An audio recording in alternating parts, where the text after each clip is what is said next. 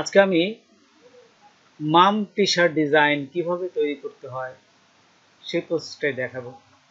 তো চলুন আমরা প্র্যাকটিক্যালি দেখি। তার আগে ছোট্ট একটা রিকোয়েস্ট করি, যদি আপনি আমার চ্যানেলে নতুন এসে থাকেন তাহলে দয়া করে আমার চ্যানেলটা সাবস্ক্রাইব করবেন, পাশে থাকা বেল বাটনটা ক্লিক করে রাখবেন লেটেস্ট ভিডিও সবার আগে পাওয়ার জন্য। আর যারা সাবস্ক্রাইব করেছেন তাদের সবাইকে ধন্যবাদ। সাথেই থাকবেন।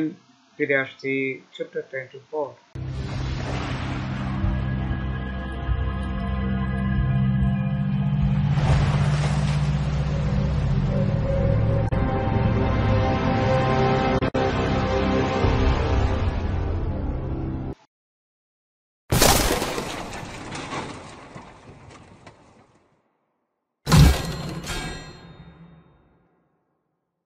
প্রথমে দেখুন, আমি এই যে অ্যাডোবি ইলাস্ট্রেটরে নিউতে গেলাম। নিউতে যাওয়ার পর এখান থেকে আপনারা এই সাইজটা দিবেন, উইডথ দিবেন 4500 পিক্সেল এবং হাইট দিবেন 5400 পিক্সেল। এই যে RGB কালার এবং 300 DPI, এটা দিবেন। দিয়ে এই যে ক্রিয়েটে ক্লিক করবেন। ক্রিয়েটে ক্লিক করার সাথে সাথে একটা দেখুন আর্টবোর্ড তৈরি হবে। ঠিক এখানে আমরা আরেকটা এই আর্টবোর্ডের সাইজে আরেকটা পেজ নিব, ঠিক সেম মাপে, যেমন 4500 এবং 5400।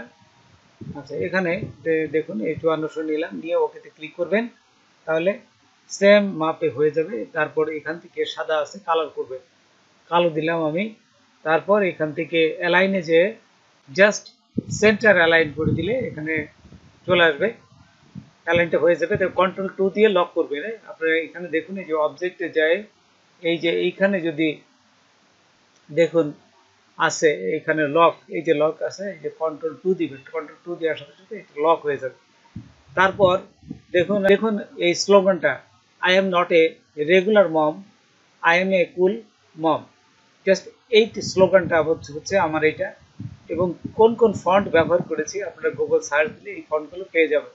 এগুলো কমার্শিয়াল ফ্রি ফন্ট, আপনারা যে কোনো জায়গায় ব্যবহার করলে আপনাদের ওয়েবসাইটে কোনো ক্ষতি বা কোনো সমস্যা হবে না এই ফন্ট নিয়ে। তারপর দেখুন এই আর্টবোর্ডটা সিলেক্ট থাকা অবস্থায় আপনারা চলে যাবেন অ্যালাইনে। অ্যালাইনে এই যে এইখান থেকে অ্যালাইন থেকে এই যে centre, original centre, vertical centre দেওয়ার সাথে সাথে মধ্যখানে চলে আসবে। তারপরে এইখান থেকে এটাকে গ্রুপ করে নেবেন। গ্রুপ করে আবার অ্যালাইন সেন্টার দিলে একবার সেম মিডিলে চলে আসবে।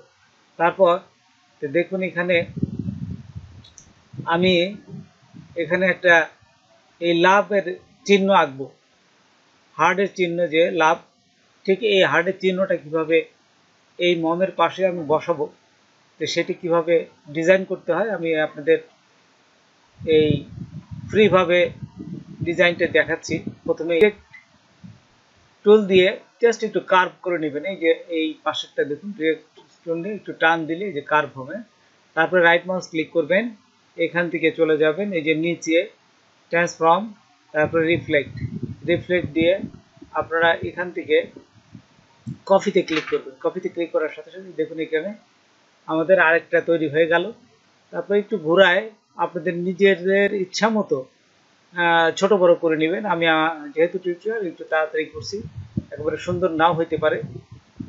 আপনারা যদি দেখে শুনে একটু সুন্দরভাবে করেন তাহলে সুন্দর হবে। তারপর এই শেপ টুল নেবেন, শেপ টুল নিয়ে অল্ট চেপে ধরে এগুলো কেটে দেবেন। আচ্ছা, এবং নর্মাল টান দিলে এই ভিতরেরটা চলে যাবে। তারপর শিফট এবং অল্ট চেপে ধরে জাস্ট সাইজ মতো করে নেবেন, সমানভাবে সাইজ করে নিয়ে যেখানে বসানোর দরকার ঠিক সেখানে বসাবেন। আচ্ছা, তা আমি যেখানে বসানোর দরকার আমি বসাবো। জাস্ট এটা তৈরি করে নিলাম প্রথমে। তারপর আরেকটা জিনিস তৈরি করতে হবে, একটা জাস্ট একটা সুন্দর একটা ডিজাইন আমি কিভাবে তৈরি করতে পারি সেই ডিজাইনটা আমি আপনাদের দেখাচ্ছি। একটা কিভাবে ডিজাইনটা আপনারা অন্য কোথাও থেকে না এনে আপনারা যে এই অ্যাডোবি ইলাস্ট্রেটরে করতে পারেন সেই জিনিসটা আমি আপনাদের দেখাচ্ছি।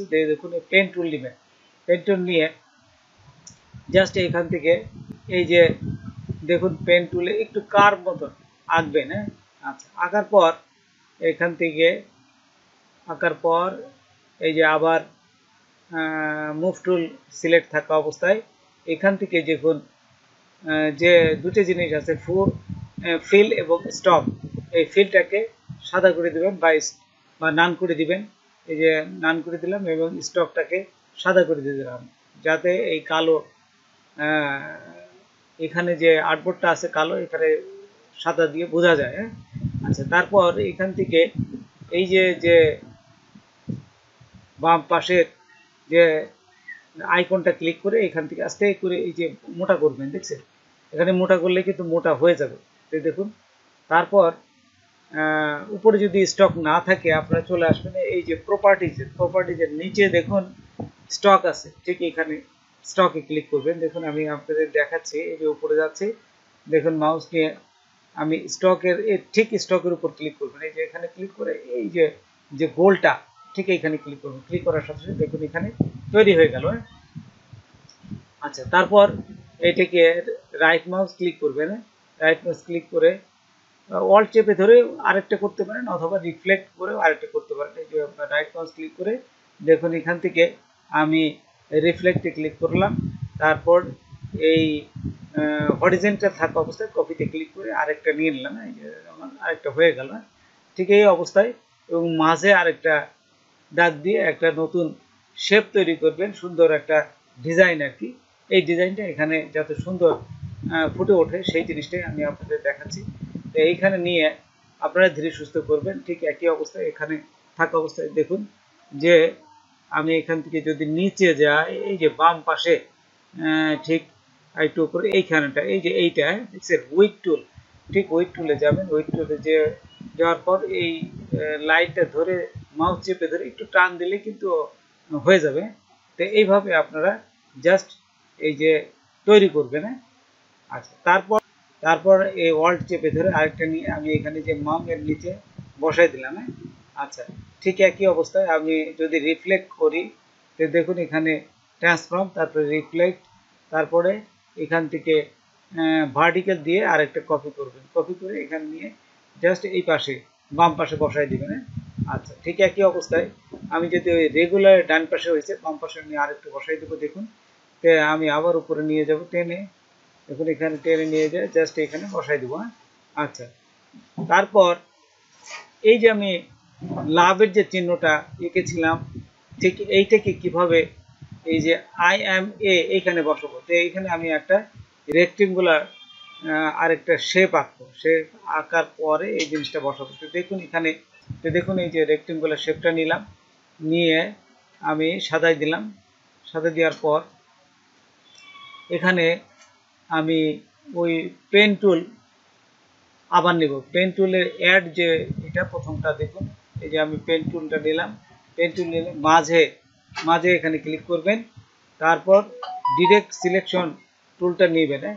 ডিরেক্ট সিলেকশন টুল নিয়ে আস্তে করে যদি আমি এই পাশে টান দেই, তাহলে কিন্তু একটু এই যে বাঁকা হবে, দেখছেন দুই পাশে টান দিলে যেহেতু এখানে পয়েন্ট আছে বাঁকা হবে। এবং এই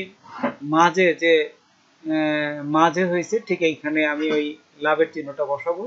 আর লেখাটা যেহেতু নিচে পড়ে গেছে তাই এটিকে উপরে উঠিয়ে দেবো। দেখুন অ্যারেঞ্জমেন্টে যায় ব্রিং টু ফন্ট, এবং এটা যেহেতু সাদা আছে এটাকে বোঝা যাচ্ছে না, এই জন্য ফন্টটাকে কালো দিতে হবে।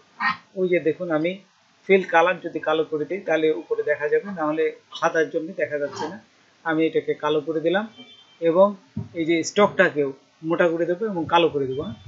এই যে স্টকটাকে মোটা করে দিলাম এবং এটিকে এখন যদি সরাই তাহলে কিন্তু আমি এই যে দেখতে পাবো। এবং একটা স্টকটাকে সাদা আছে, এখন স্টকটাকে কালো করে দেবো এবং মোটা করে দেবো। দেখুন স্টকটা বাড়াই, আমি যে একে আছে আমি দেখি আস্তে আস্তে স্টকটাকে বাড়ালে পারে এটা মোটা হবে এবং দেখতে সৌন্দর্য হবে। তারপর এটিকে অল্ট চেপে ধরে আরেকটা কপি করে এই পাশে ডান পাশে বসাই দিবেন। আরও বিভিন্নভাবে ডিজাইন করা যায়, সেজন্য আমি আরেকটা নিলাম। একটু একই ডিজাইনকে বিভিন্নভাবে করা যায়। তো দেখুন এখান থেকে আমি আরেকটা অল্ট চেপে ধরে কপি করলাম। প্রথমে আপনারা পুরাটাকে গ্রুপ করে অল্ট চেপে ধরে আরেকটা নিলাম। এখানে নেওয়ার পর দেখুন এখানে এই যে লেখাগুলোকে ক্রিয়েট আউটলাইন করব। প্রতিটা লেখাকে ক্রিয়েট আউটলাইন করে তারপর আপনারা এখান থেকে অবজেক্টে যায় ওই এক্সপান্ড করে দেবেন। প্রথমে সিলেক্ট করবেন, তারপরে আই ড্রপার নিয়ে ওইটা ক্লিক করলেই দেখেন যে এই যে আই ড্রপারটা নিলাম, তারপর এই কালারের উপর ক্লিক করার সাথে সাথে এটা লাল হয়ে গেল। সেম নিয়মে প্রথমে সিলেক্ট করবেন, এই যে ফুলটাকে সিলেক্ট করলাম, তারপর আই ড্রপার নিলাম, আই ড্রপার নিয়ে ওই কালারের উপর ক্লিক করলেই এটা কালার হয়ে যাবে। আই এম নট এটা সিলেক্ট থাকা অবস্থায় এই যে উপরে এফেক্টে যাবেন, তারপর ওয়ার্কে ক্লিক করলেন, তারপর আর কে ক্লিক করলাম। ক্লিক করে দেখুন এটাকে একটু ডিজাইন সুন্দর করা যায়। বিভিন্ন ডিজাইন, একটা ডিজাইনকেই ভিন্ন ভিন্নভাবে করা যায়। তার আমি আরেকটা দেখাচ্ছি আর কি, একটু দেখুন জিনিসটা সুন্দর হবে। হ্যাঁ, জিনিসটা সুন্দর হবে, তারপর এটাকে কালার করবে। আচ্ছা, তো দেখুন এখানে নিলাম, নেওয়ার পর এখান থেকে আপনারা ওকে দিবেন, যেটা আপনার ঠিক দরকার ঠিক ওকে দিয়ে ক্লিক করলাম। তারপর এটাকে আপনারা আবার কালার করতে পারেন, যতটুকু দরকার ঠিক সেটাকে আবার কালার করবেন। তারপরে দেখুন এটাকে আমি সেভ করব। কিভাবে সেভ করতে হয়, প্রথমে ফাইলে যাবেন, ফাইলে যাওয়ার পর এখান থেকে এক্সপান্ড, এই যে এক্সপোর্টে ক্লিক করবেন, সেভ অ্যাজ ওয়েবে। তারপরে এখানে ক্লিক করার পর এই যে দেখুন জেপিইজি হাই থাকবে। ঠিক এই অবস্থায় আপনারা এখানে এই যে নিচে আসবেন, নিচে আসে এই যে সেভে ক্লিক করবেন। দেখুন এখান থেকে যদি দেখা না যায় তাই ছোট করে দেবেন, 25% করলে দেখা যাবে। সেভে ক্লিক করলাম, তারপর এখান থেকে কোথায় সেভ করবে, দেখুন আমি ডেস্কটপে একটা নাম দিয়ে সেভ করলাম। আপনারা ইচ্ছা মতো যেখানে ফোল্ডার নেবেন সেখানে নিয়ে এই যে সেভে ক্লিক করবেন।